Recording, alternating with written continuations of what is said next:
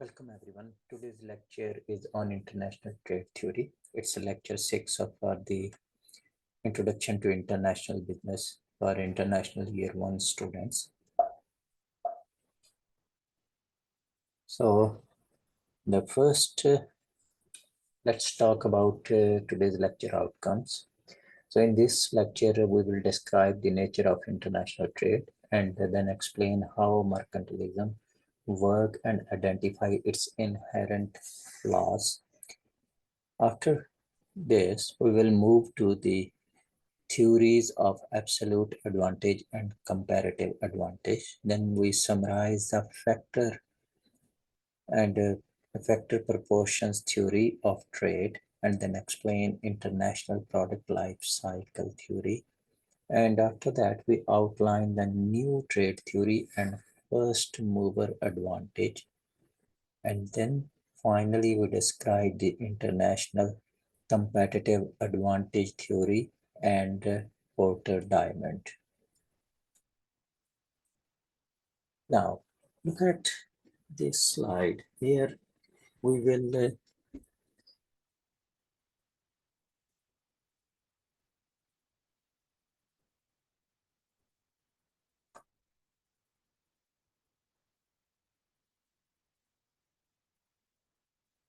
talk about Tesla charges ahead. Basically, legacy automakers in the United States and Europe that sell gas-powered vehicle plan to compete with Tesla, Volvo, Volkswagen, GM, and Ford are all phasing out sales of gas-powered vehicles. China's domestic electric vehicle makers, XPeng, BYD, and NIO are also challenging Tesla there. Electric vehicle sales in China could reach 5 million by 2025 and perhaps 10 million by 2030. When Tesla sales in China fell in 2021, the company adapted its Shanghai Gigafactory to export excess production to Europe, Australia, and Japan. Like a growing number of products today, electric vehicles required powerful semiconductors, computer chips. When the pandemic closed semiconductor factories worldwide in 2020, a global shortage of semiconductor forced national leaders to realize their strategic importance. Many governments soon proposed a regional cluster to house the high-tech operation of innovative companies like Tesla Gigafactory near Berlin, Germany. So 2021 global electric vehicle sales were 3.2 million and could be reached to 27 million by 2030. Tesla currently controls around 16% of electric vehicle market. It builds its electric vehicle and batteries in gigafactory around the world. A 2020 global shortage of semiconductor forced national leaders to realize their strategic importance. Many governments soon propose regional cluster to house the high-tech operations of the automotive company. And now, moving to international trade theory is fundamentally no different when it comes to production of goods or services.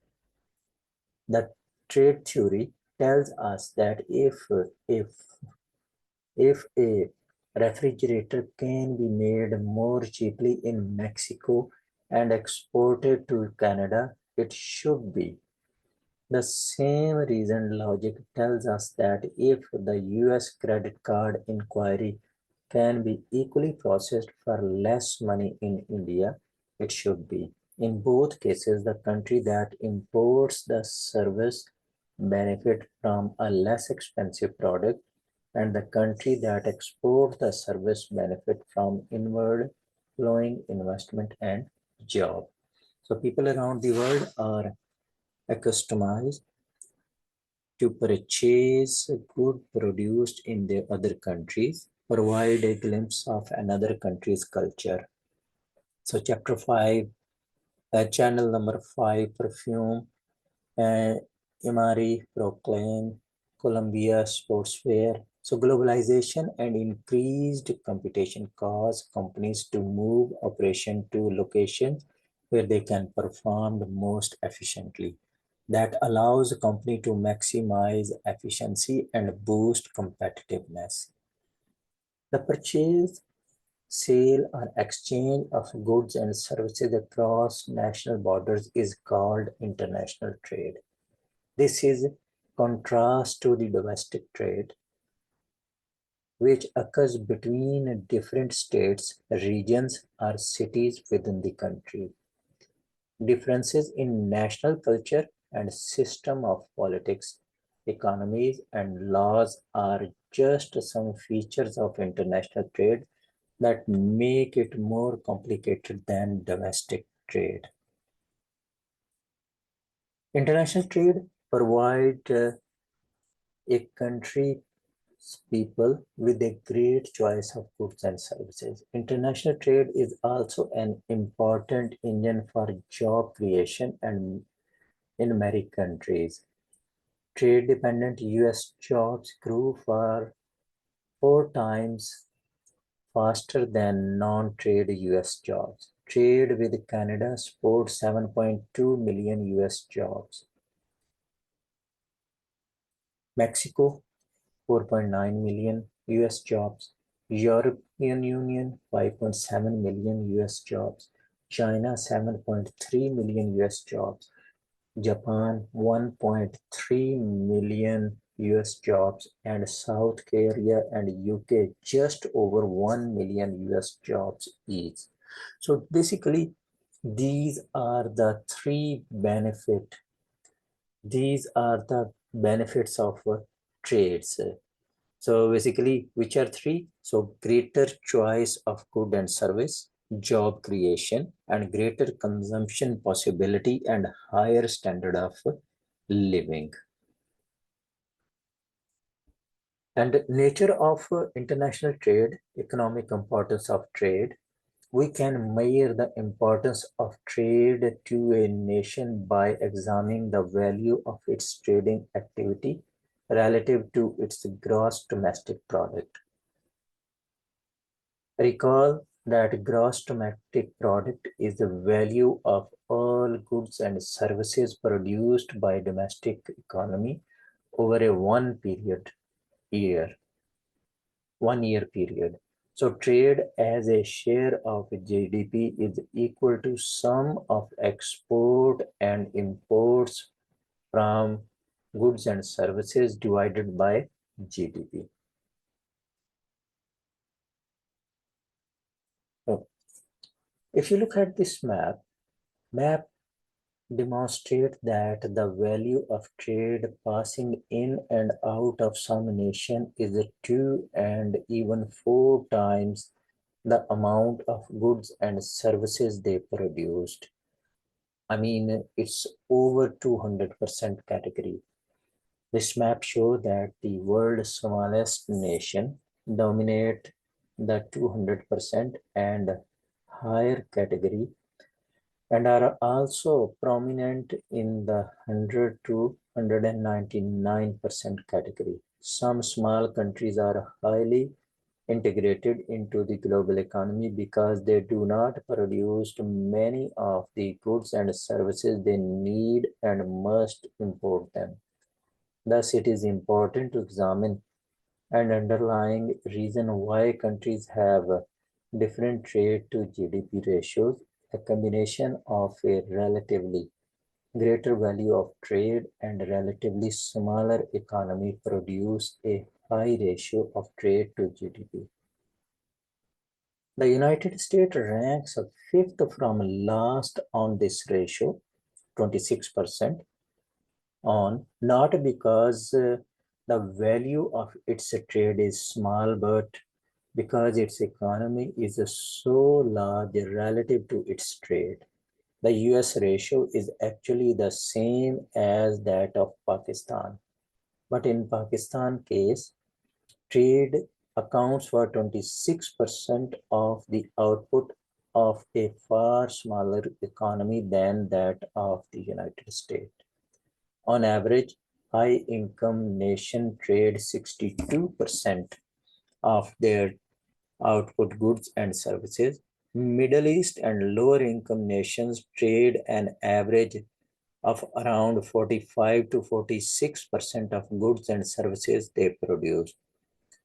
The countries are as follow: over 200%, Alaska, United States of America, Cuba, Brazil, Argentina, Uruguay, Peru, Ecuador, Colombia, Guatemala, Algeria, 100% to 199%, Liberia, Suriname, Denmark, Latvia, Lithuania, Belarus, Poland, Czech Republic, Slovakia, Hungary, Austria, Netherlands, Belgium, Serbia, Bulgaria, Macedonia, Libya, Tunisia. 75 to 99%, Germany, Ukraine, Moldova, Romania, Croatia, Bosnia-Herzegovina, Kosovo, Mexico, Greenland, Portugal, Morocco, Mauritania. 50 to 74%, those are France, Italy, Albania, Greece, Turkey, Bolivia, Paraguay, Chile, Costa Rica, Iceland, United Kingdom, Spain, Mali, Senegal, Ghana, and Canada. No data available about Venezuela and Western Sahara. The countries are as follow over who have economic importance of the trade. The countries are as follow: over 200%, Russian Federation, China, India, Iran, Pakistan, Turkmenistan, Egypt, Uganda, Kenya, Tanzania, Sri Lanka, Australia. 100 to 190%, Mongolia, Somalia, Mozambique, Congo Republic, and Cambodia. 75 to 99%, Oman, Thailand, Namibia, Botswana, Georgia. 50 to 74%, Finland, Kazakhstan, Saudi Arabia, Iraq, Central African Republic, Congo, Democratic Republic, Madagascar, Zambia, Angola, South Africa, Tajikistan, Uzbekistan, Myanmar, Philippines, New Zealand, and 25 to 49% Zimbabwe, and less than 25% Sudan, Ethiopia, and no data available about South Sudan, Eritrea, Yemen, Laos, Papua New Guinea, Malawi, Afghanistan, Syria, and North Korea. The nature of international trade. Top trading nations. Most of world merchandise trade is composed of trade in manufactured goods, and this will likely persist over time. The reason is that trade is a manufactured goods is growing much faster than trade in two other classification of merchandise: mining and agriculture product. Although the importance of trade in services is growing for many nations, it tends to be relatively more important for the world's most advanced countries. And the world's top exporter, these are the world top merchandise exporter. Those are China, US, Germany, Netherlands, Japan, Hong Kong, China, South Korea, Italy, France, Belgium, and world's top service exporter: US, UK, Germany, China, Ireland, France, India, Singapore, Netherlands, Japan. The nature of international trade, global trade and output. Customs data reflect overall trade pattern among nations, but this type of data is sometimes misleading. Government might deliberately distort the reporting of trade in military equipment or other sensitive goods. In other cases, extensive trade in unofficial or shadow economies can distort the true trade picture. So customs agency record destination of export, the source of export, and the physical quantities and value of goods crossing the border. But the data can be misleading because of so many reasons. Cargo shipping is the foundation of trade in a global economy. And Greek merchant ship on around 18% of the world's total capacity of merchant ship, followed by Japan and China with around 11% each. Blockchain. What is blockchain? A blockchain is a distributed digital database that stores information and create a secure record of transactions. If you look on this figure, on horizontal axis, there are years, and this shows that value of total world exports lagged world GDP until 2007 when they become equal. That is around here at this point.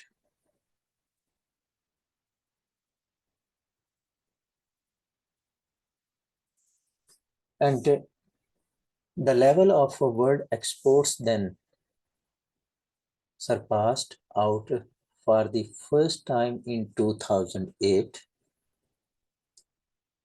and world export dipped down output in 2009 around here, this point, but then quickly rebound from the 2008 financial crisis. Then from here it's quickly rebound and has expected output in about 3/4 of the year since 2008.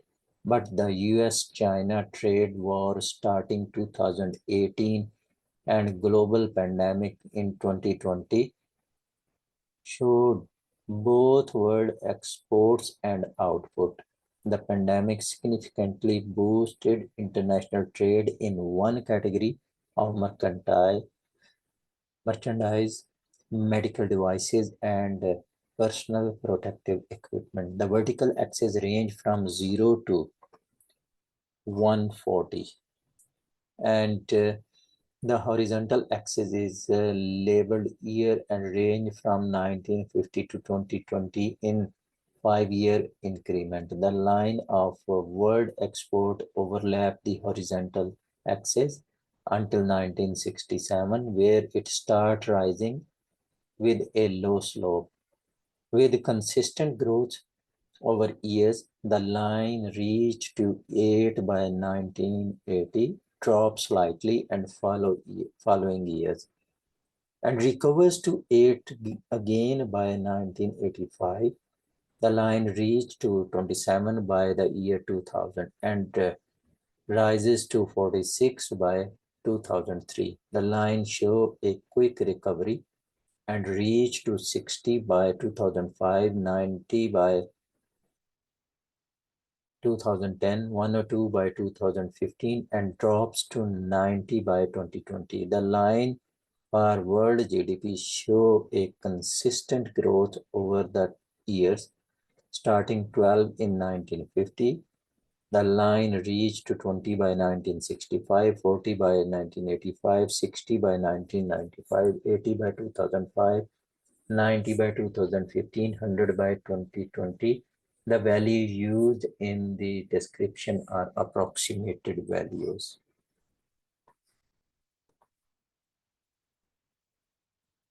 Cultural insight, business culture in Pacific Rim. Asia's role in global trade is increasing as the region's economy continue to grow.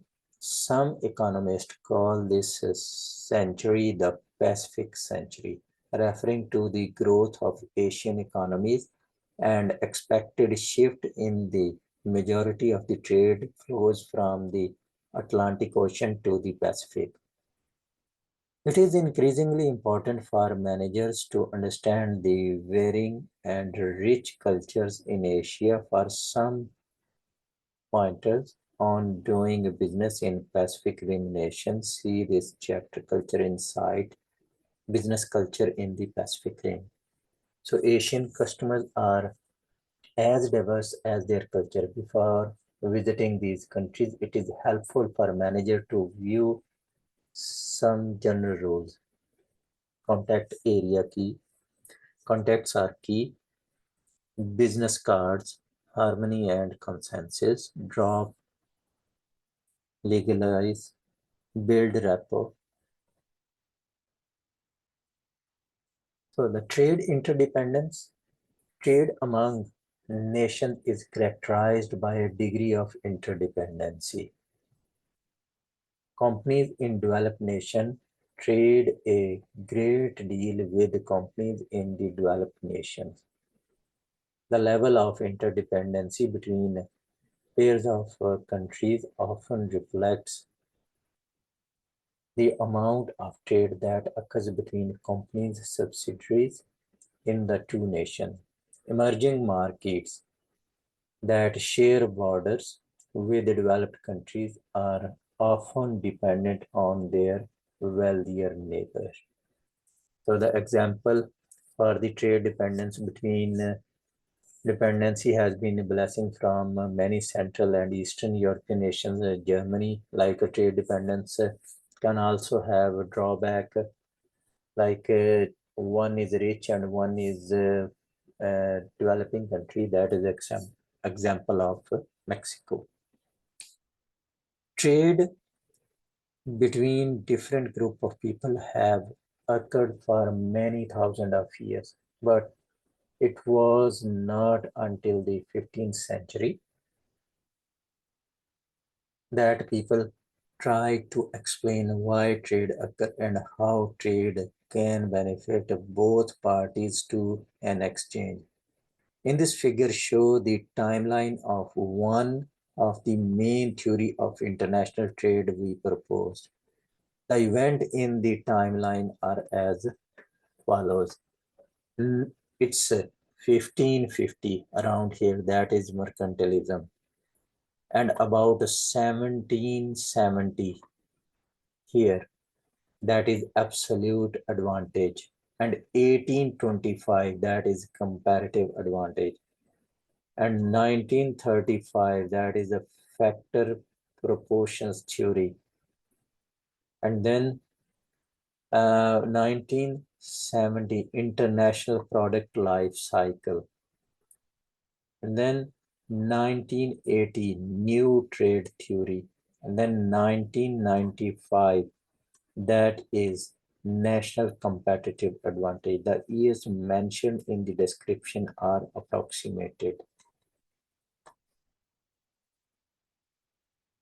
The trade theory that nations should accumulate financial wealth, usually in the form of gold, by encouraging exports and discouraging imports, is called mercantilism. So what is mercantilism? Basically, this is that mercantilism is the trade theory that a nation should accumulate financial wealth, usually in the form of gold, by encouraging exports and discouraging imports, is called mercantilism. Nation state in Europe followed this economic philosophy from about 1500 to the late 1700. Great Britain, France, Netherlands, Portugal, and Spain. How mercantilism worked. When nation was fairly new science, Europeans explored the world by sea and claimed the land they encountered in the name of the European monarchy that financed their way. Early explorers landed in Africa, Asia, and Americas where they established colonies.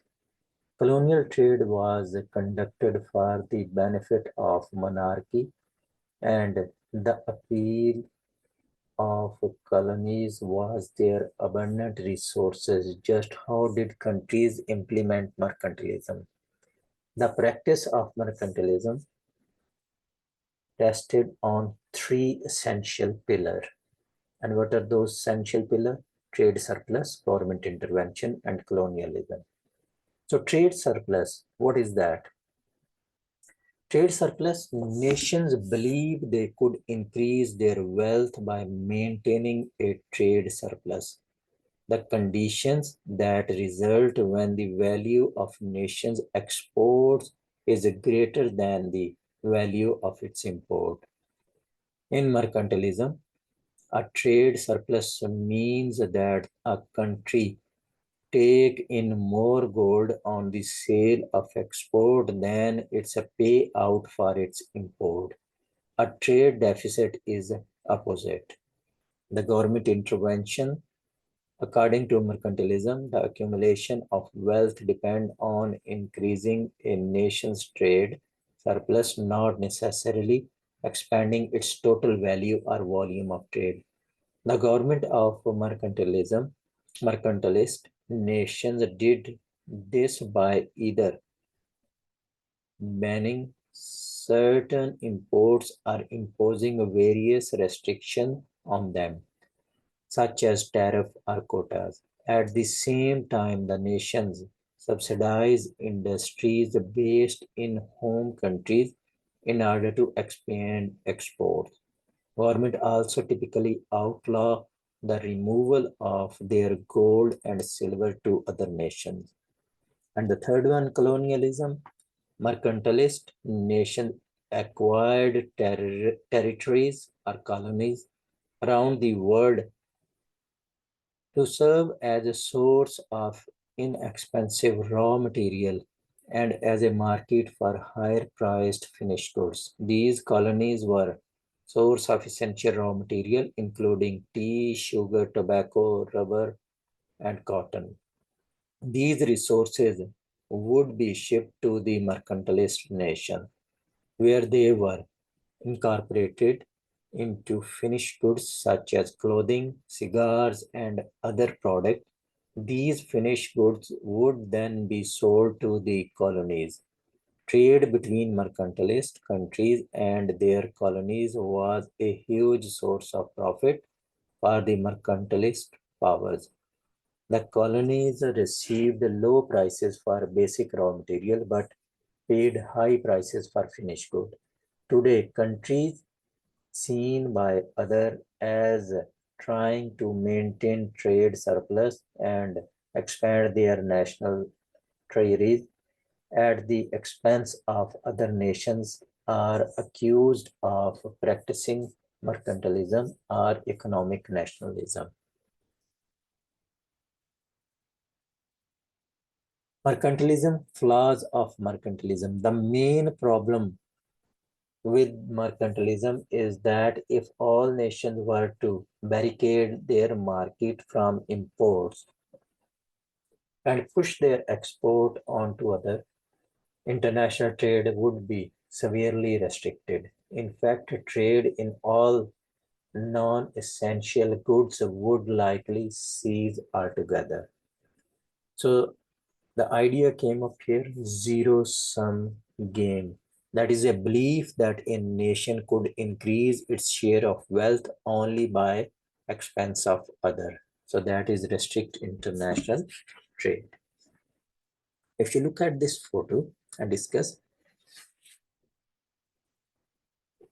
just get the idea. Factories around the world out all sorts of products that are destined for the other market. These goods are then shipped to other countries in cargo container like those shown here. For decades, trade with the United States brought well-paying jobs to many factory workers throughout Asia.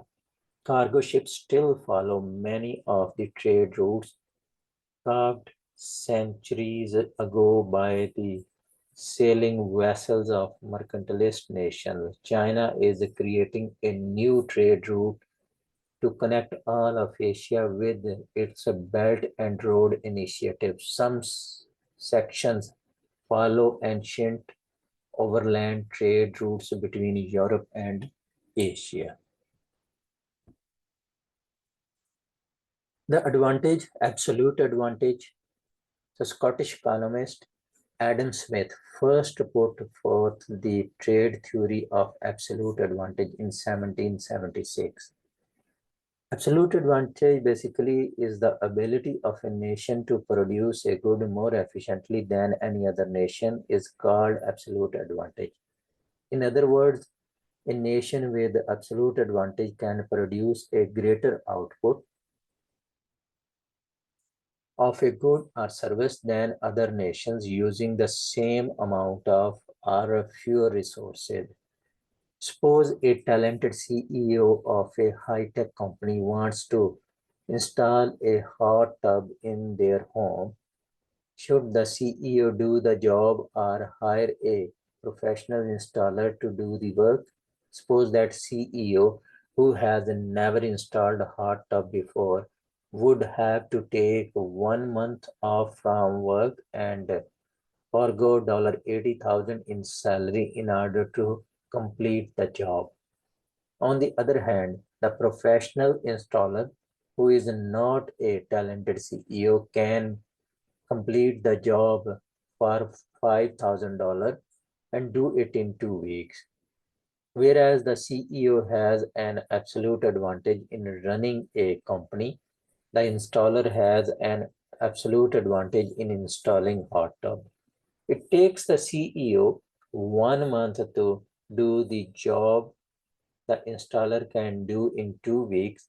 Thus, the CEO should hire the professional to install the hot tub to save both time and money resources. Absolute advantage, case, Riceland and Tealand. Riceland and Tealand assume that Riceland and Tealand produce rice and tea, transporting good cost nothing, and each nation produce and consume its own rice and tea. In Riceland, one resource unit produce 1 ton of rice or 1/5 of a ton of tea. In Tealand, one source unit produced 1/6 ton of rice or 1/3 ton of the tea. This means the rice land has an absolute advantage in rice production and the tea land has an absolute advantage in tea production. So gains from specialized or specialization and trade. So assume that rice land and tea land expand additional resources unit to produce extra rice and tea respectively, and then trade additional output with other nations on a one-to-one basis. This means that Riceland expands an additional resource unit to produce 1 extra ton of rice that it then trade with the tea land to obtain 1 ton of tea. Riceland gets 4/5 of a ton more tea than the 1/5 of a ton it would have produced itself with one additional resource unit. Tealand expands an additional resource unit to produce an extra 1/3 a ton of tea that it then trades with the Riceland to obtain 1/3 of a ton of rice. Tealand gets 1/6 of a ton more rice than 1/6 of a ton it would have produced itself with one additional resource unit. So specialization and trade gives Riceland 5 times more tea than it would have produced itself. and gives tea land 2 times more rice than it would have produced itself. This means that if each country specializes in the area in which it has an absolute advantage, world output and consumption of both goods increase. In other words, each nation benefit from specialization and trades. The gain resulting from this simple trade are shown in the figure. Although tea land does not gains as much as rice land does from the trade, it does get more rice than it would without trade. The gains from trade for actual countries would depend on the total number of resources each country has at the disposal and demand for each good in each country. The illustration shows a bar of Riceland 1 ton tea divided into two parts as 4/5 and 1/5. The part 4/5 is labeled gain from trade and a bar from tea land for 1/3 ton rice is divided into two equal parts as 1/6. One part is a label gain from the trade. Comparative advantage. It's about the theories of absolute and comparative advantage. What is comparative advantage? An English economist named David Ricardo developed the theory of comparative advantage in 1870. He proposed that if one country, in our example of a two-country world, held absolute advantage in the production of both products, specialization and trade could still benefit both countries. Let's return to our hot tub example. Now suppose that talented CEO of a high-tech business has previously installed many hot tubs and can do the job in 1 week, twice as fast as the professional hot tub installer. Thus, the CEO now hold absolute advantage both as a CEO and as a hot tub installer. Although the professional installer is at an absolute disadvantage in both the hot tub installation and running company, the installer is less inefficient in hot tub installation despite having an absolute advantage in both area. However, the CEO would still have to give up $20,000 1 week pay to take time off to complete the work. Is this a wise decision? No. The CEO should hire the professional installer to do the work for $5,000. The installer earns money that would go unearned if the CEO did the job. And the CEO earns more money by focusing on running the company than would be saved by the installing the tub. So basically comparative advantage from this example is the inability of nations to produce goods more efficiently than other nation, but an ability to produce that good more efficiently than it does any other nation. So trade is still beneficial even if one country is less efficient in production of two goods, as long as it is less inefficient in the production of one of the goods. Comparative advantage, again assume two countries, two products.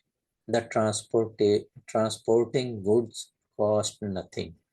In Riceland, one resource unit produced 1 ton of rice or half of a ton of tea. In Tealand, one resource unit produced 1/6 of a ton of rice and 1/3 of a ton of tea. This means that Riceland has absolute advantage in both goods because it is more efficient at producing each one. However, tea land has the comparative advantage in tea production because it produces tea more efficiently than it produces rice.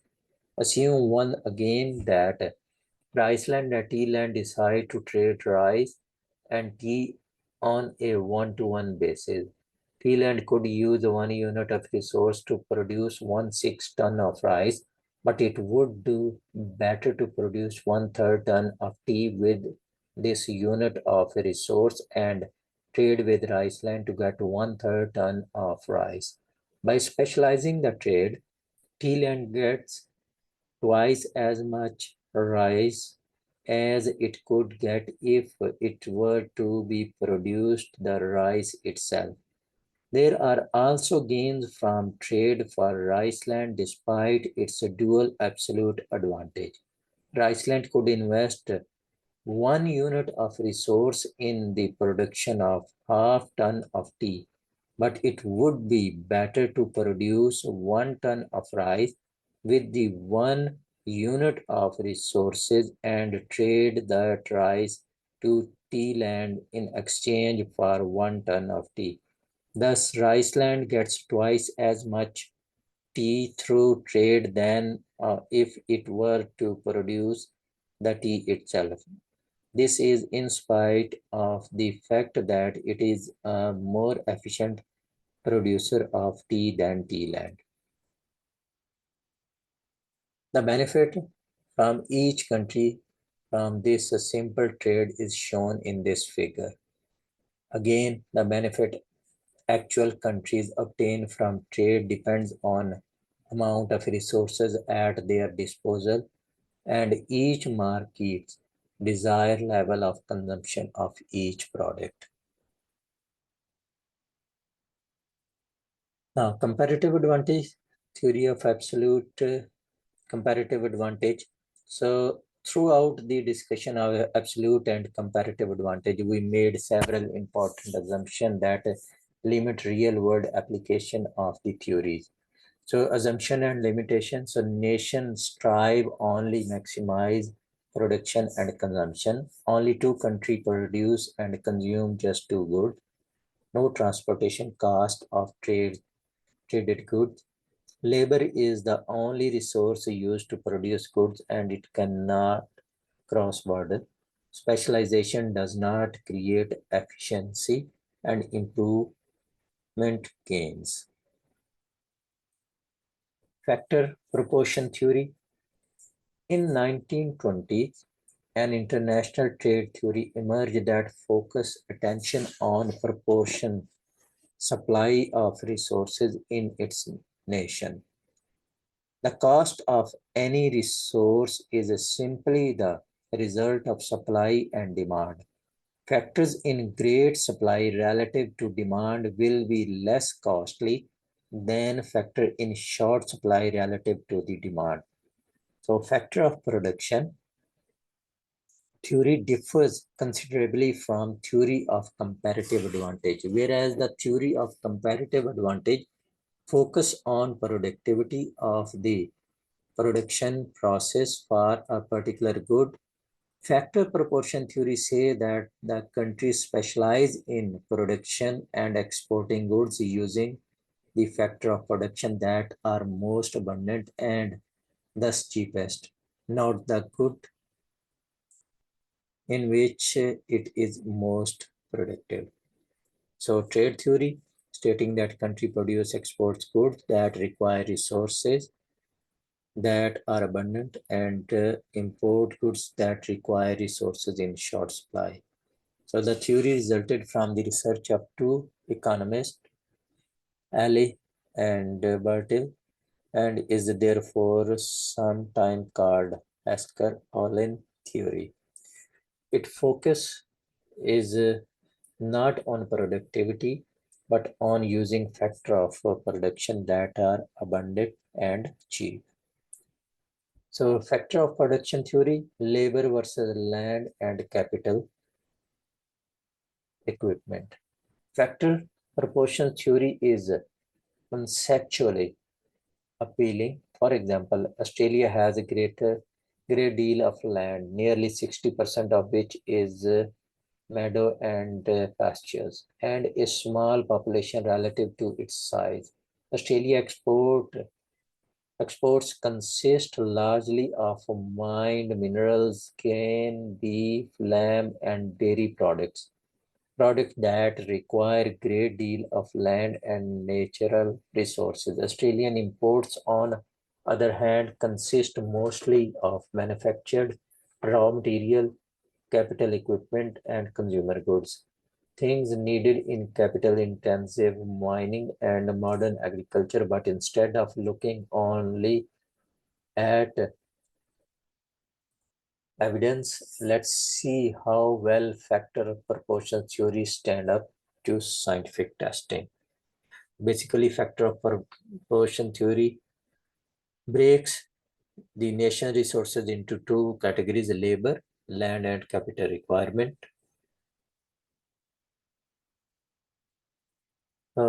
Factor proportion theory, the Leontief paradox. Despite the conceptual appeal, factor proportion theory is not supported by studies that examine the trade flows of nations. The first large-scale study to document such evidence was performed by a researcher named Wesley Leontief in the early 1950s. Leontief tested whether the United States, which uses an abundance of capital equipment, export goods requiring capital-intensive production, and imports goods requiring a labor-intensive production. Contrary to the predictions of the factor of production theory, his research found that US exports require more labor-intensive production than its imports. This apparent paradox between the predictions using the theory and the actual trade flow is called the Leontief paradox. Leontief findings are supported by more recent research on trade data of a large number of countries. What might account for the paradox? One possible explanation is that factor proportion theory consider a country's production factors to be homogeneous, particularly labor. But we know that labor skills vary greatly within the country. More highly skilled workers emerge from training and development programs. When expenditure on improving the skills of labor are taken into account, the theory seems to be supported by actual trade data. Further study examining international trade data will help us better understanding what reason actually account for the Leontief paradox. International product life cycle. That's Raymond Vernon put forth an international trade theory for manufactured goods in the mid-1960s. His international product life cycles theory says that a company will begin by exporting its product and later undertake foreign direct investment as a product moves through its life cycle. The theory also says that for a number of reasons, a country export eventually become its import. International product life cycle stages. So there are different stages. Stage 1, stage 2, stage 3.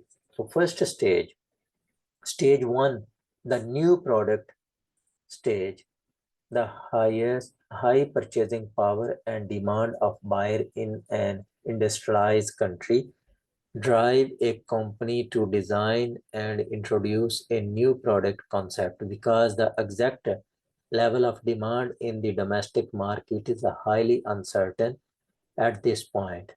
The company keeps its production volume low and based in the home country.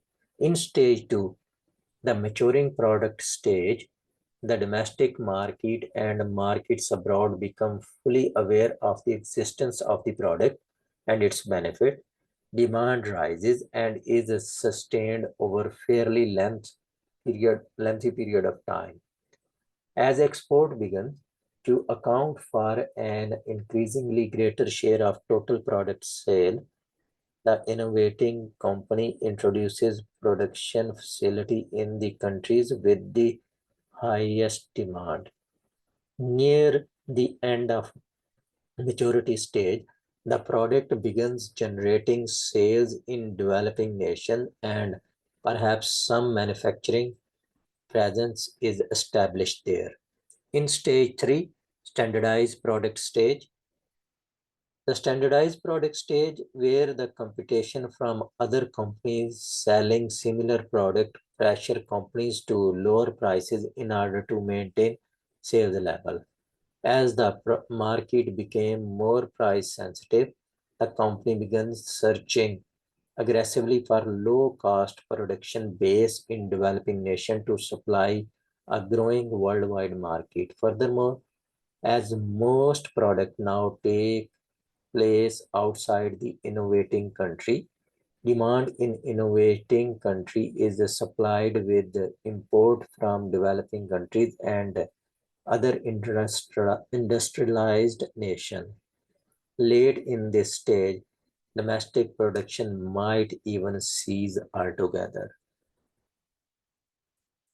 In this figure, to follow the path of good through its life cycle, from new to maturing standard product in order to determine where it will produced. In each graph, the vertical axis is labeled units produced and range from 0 to 150 in increment of 30. The horizontal axis shows 3 stages from left to right, as in stage 1 new product, stage 2 maturing product, and stage 3 standardized product. The first graph is for innovating firm country. The line of for production starts from the origin in stage 1, rise to the peak in stage 2, and declines slightly in stage 3. The line for consumption slope upward from the origin remains below the line for production in stage 1 and 2 and goes above the line for production in stage 3. The region between the two lines left the point of intersection is labeled export and right to the point of intersection is labeled import.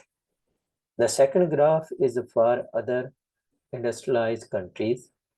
The line for both production and consumption start from the origin in stage 1 and move towards upper right corner. The line for production remains below the line for consumption in stage 1 and stage 2, but goes above the line for consumption in stage 3. The region between the two lines left to the point of intersection is labeled import and right to the point of the intersection is labeled export. The third graph is for less developed countries.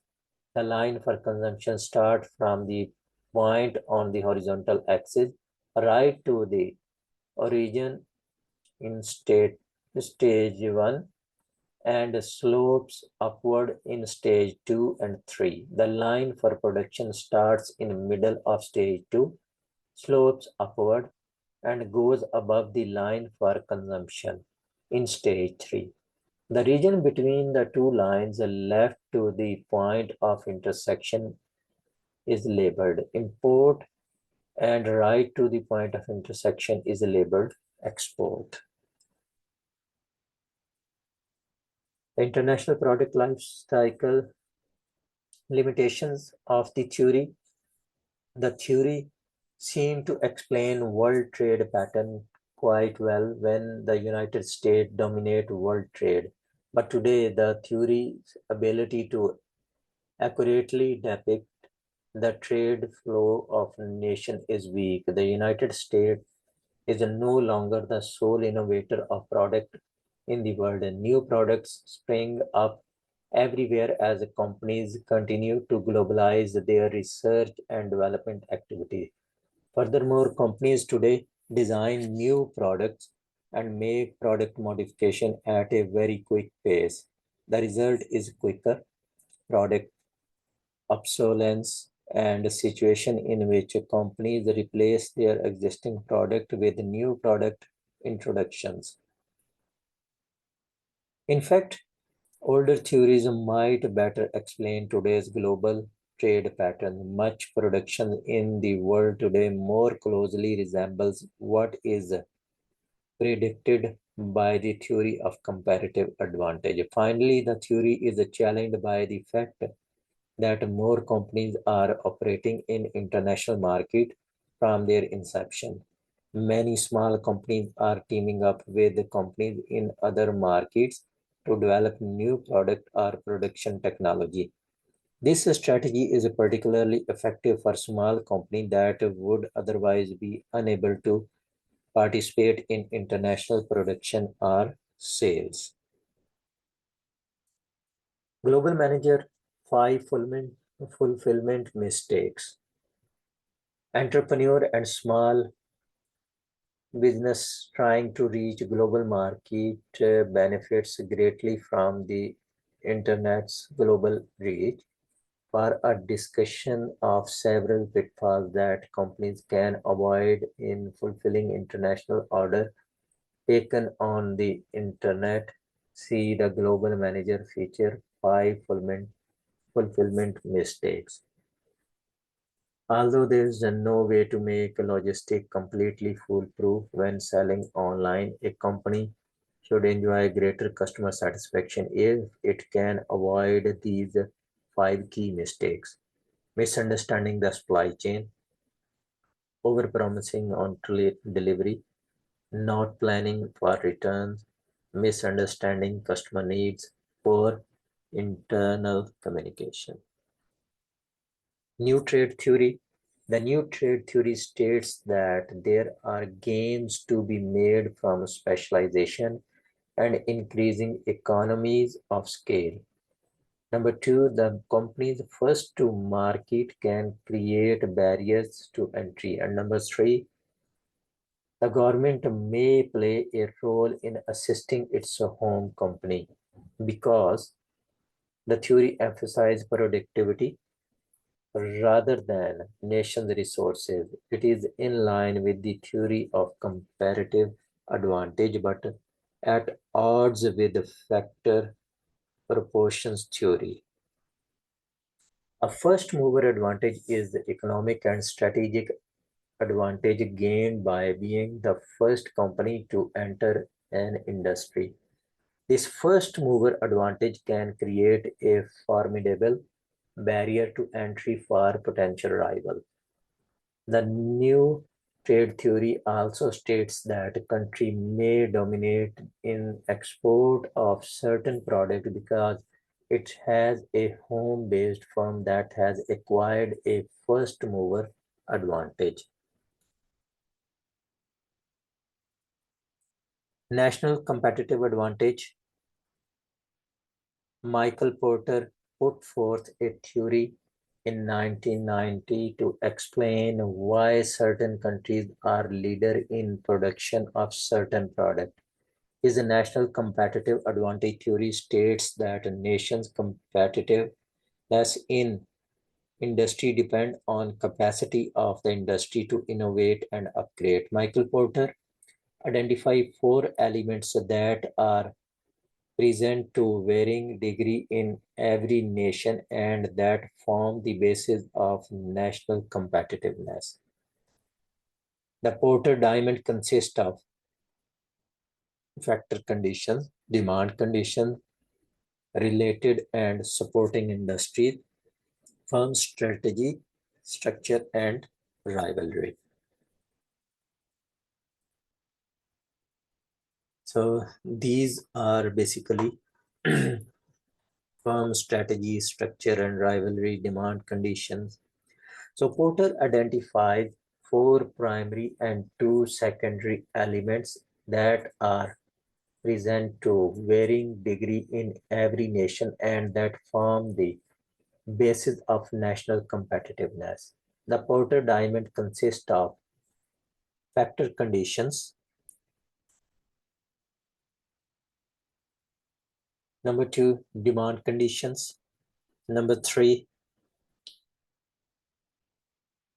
related and supporting industry. Number 4, firm strategy, structure, and rivalry. These 4 elements of diamond affect one another and operate as a system that is influenced by the factor of chance and government.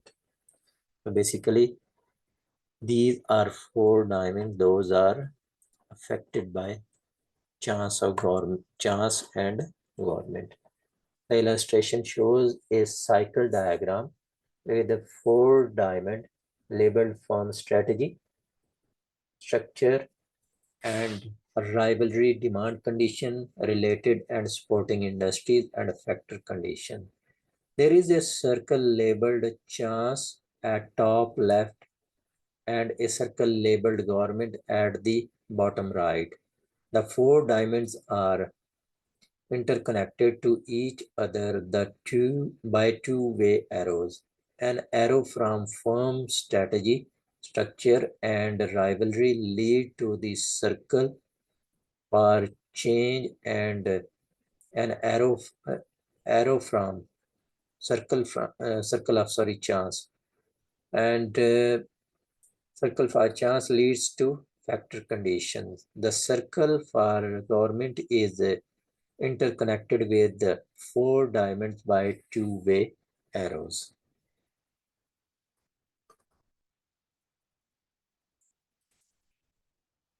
National competitive advantage, factor conditions. Factor condition, basically Porter acknowledge the value of nation's resources, which he terms basic factors, but he also discussed the significance of what calls advanced factors. Advanced factors include the skills level of different segment of workforce and quality of technological infrastructure in the nation. Basic factors include nation resources can be initially spark for why an economy began producing a certain product. And advanced factor, skills level, workforce, quality of technological infrastructure, the result of investment in education and innovation account for sustained competitive advantage a country enjoys in product. Demand condition. Demand condition level of sophistication among buyer in home market is also important to national competitive advantage in product area. A sophisticated domestic market drives company to add a new design feature to product and to develop entirely new product and technology. Companies in market with sophisticated buyers should see the competitiveness of the entire group improve. US market for artificial intelligence. Related and supporting industries, companies that belong to nations internationally competitive industry and do not exist in the isolation. Rather, supporting industries spring forth to provide the inputs required by the industry. This happens because companies that can benefit from the product or process technology of an internationally competitive industry begin from a cluster of related economic activities in same geographic area. Each industry in the cluster serve to reinforce the productivity and therefore competitiveness of every other industry within the cluster. So companies that belong to nation internationally competitive industry do not exist in isolation. Supporting industry spring forth to provide inputs required by the industry. Each industry in cluster serve to reinforce the productivity and therefore competitiveness. For example, semiconductor, optics, electronics, testing, and Phoenix, Arizona. Global auto industry in Austin, Texas, Great Lake region, Firm rivalry structure and rivalry. Firm rivalry structure and rivalry, the more intense the struggle to survive between the nation's domestic company, the greater will be the competitiveness. That is saying of Porter. This heightened competitiveness help them to compete against imports and against companies that might develop production presence in the home market. So successful company need manager who are committing producing quality product that a buyer value while maximizing the firm market share and financial requirement. Equally important in industry structure and rivalry between the national companies. Government and chance. There are important implications for companies and government if Porter's theory accurately identifies the important drivers of nation's competitiveness. For example, government policies should not be designed to protect national industry that are not internationally competitive. Erecting barriers to competition in order to protect inefficient firms will likely result in even less competitive firm and industry, greater job losses, and lower standards of living. Instead, policies should develop com com components of a diamond that contribute to increase competitive advantage of an industry. The government can also encourage the lifelong pursuit of skills among workers to support their continued employability. So this is all for today. Thank you very much.